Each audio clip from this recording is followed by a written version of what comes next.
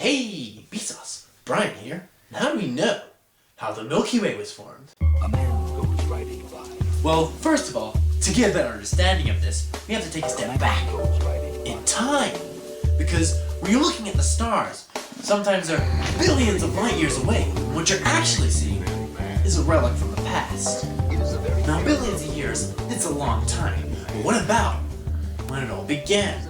Before the universe, before anything existed, it is theorized that the entire universe was a ball of light, the singularity before it split. Scientists think that when the singularity split into two halves, matter and antimatter, that the battle between the two for dominance could have begun, if it had begun at all. But that's not important. What's important is what happened next. After whatever happened back there was when the universe really got going.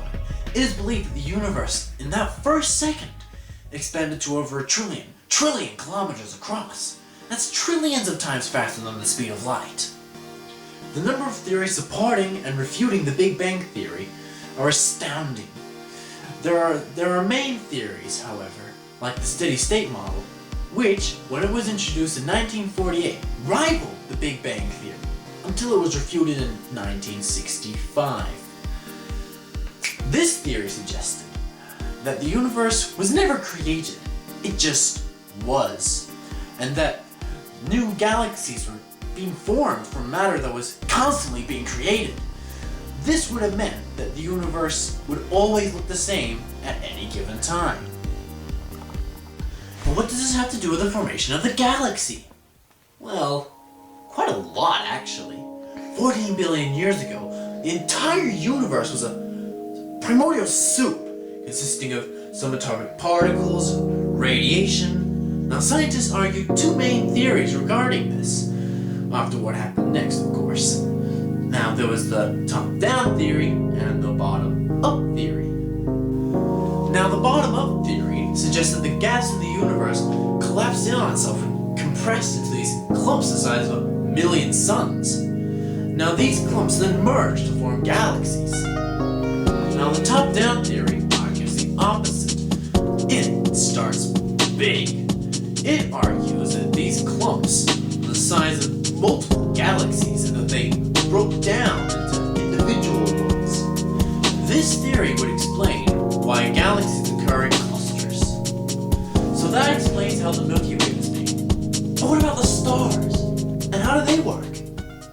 Well, for a star to form, hydrogen gas needs to compress into a small enough amount to form a brown dwarf. The collision between nebulae is usually sufficient. And when it finally gains enough mass to begin creating its own light and heat through gravitational collapse, it becomes a protostar. A protostar takes anywhere from 100,000 years to several million years to finally become a star and begin nuclear fusion. Now, fusion in stars is a cycle of protons fusing together to make an alpha particle. That's a helium nucleus without electrons. Anyway, the process starts with two protons fusing together, with one of the protons transmuting into a neutron to form deuterium. Then deuterium fuses with another proton, and the resulting helium nuclei with another one fuses together to make an alpha particle, with two protons left over to continue the reaction.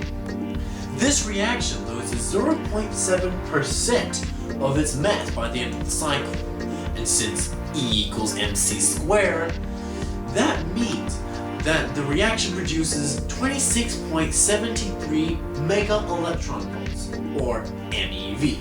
Now 26.73 MeV isn't a lot, but keep in mind that this is just one reaction, and that approximately 918.7 decillion of these reactions occur in the sun each second. Just a single second's worth of that power could satisfy our Earth's power needs, right now of course, for the next 500,000 years. So that's how the stars were formed, and how they work. But what about the planets?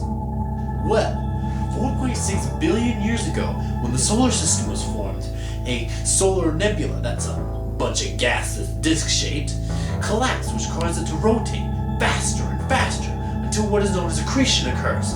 That's where gravity draws matter into itself, which eventually created Earth, and us, and also this video. And as always, thanks for watching.